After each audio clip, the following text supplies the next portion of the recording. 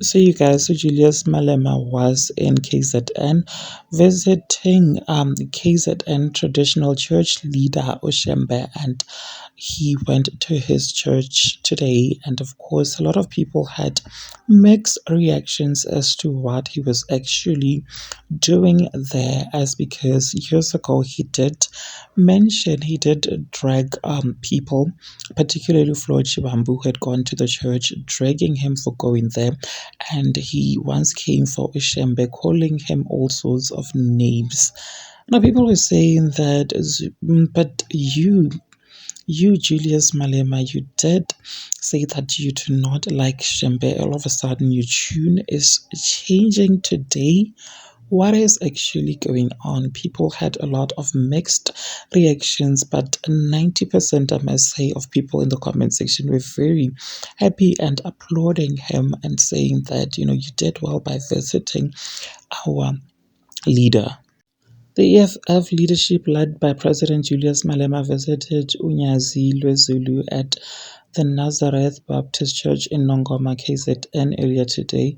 At Shembe today, we witnessed African spiritual discipline, unity, and power, the same values the EFF upholds in the fight for total liberation. You people, guys, were so happy after he posted this, but I saw one post, rather, someone questioning his motive, saying that, you know what, you are such a very strategic person. You came to KwaZulu Natal because you do know that you do not have a lot of followers this side. So the only reason that you came into this province and visited the Chamber Church is because you knew that we as Zulu people in the province of KwaZulu Natal are going to fall for you and your sob stories about coming here trying to soften us, about you acting like um you care about the people of KwaZulu Natal, is because you want to win. You want to win our votes. Someone said a well calculated and strategic move, that's unseen political maturity, unbelievable.